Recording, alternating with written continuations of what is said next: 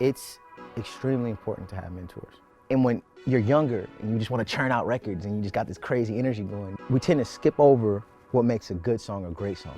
If you have access to somebody who was able to move through that and be able to flourish, that's the game plan. You follow the game plan.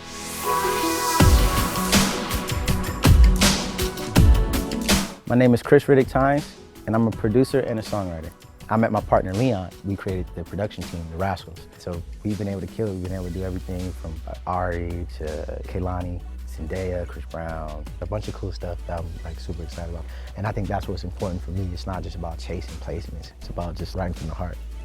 These are a couple of plaques I've gotten over the years. This one is special. This is an Ariana one.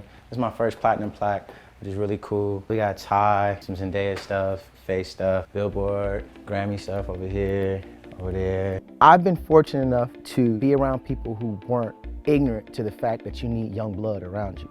My father was in a group called Randy and the Gypsies with Randy Jackson. He wrote a lot of stuff for the group.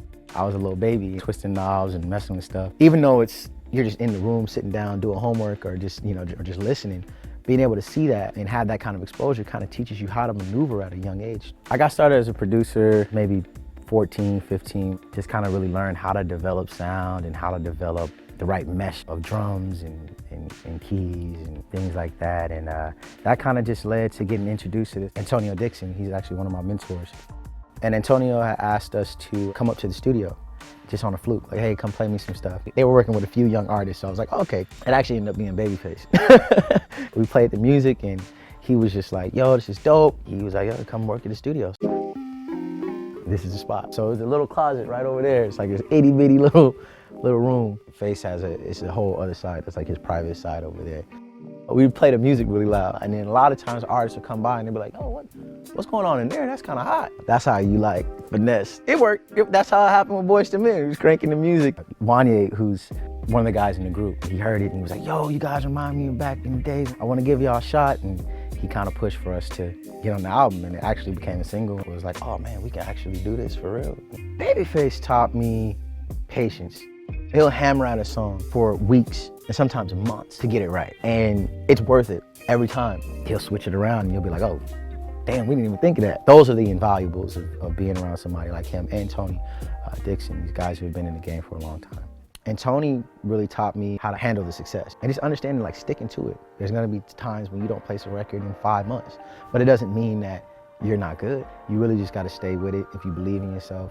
I know it sounds cliche, but that's really what he showed me. It's extremely important to have mentors. You don't have to go through those booby traps that they went through if you can see, okay, this is the map, this is the guideline, this is how I get there. At least a reasonable idea how I can get through these kind of things. I think it's invaluable. You can't really do the game without it.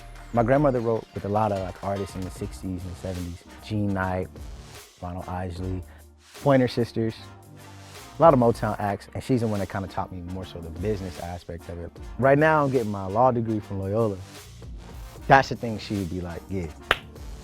Like, she'd be like, the records are cool. I knew you was gonna do that, but she's like, stay your ass in school. Make sure that you learn the business, make sure you become an executive, make sure you're the ones writing the checks. If I were able to talk to her right now, that's what she'd be hyping me up. Like, how them grades looking, you know?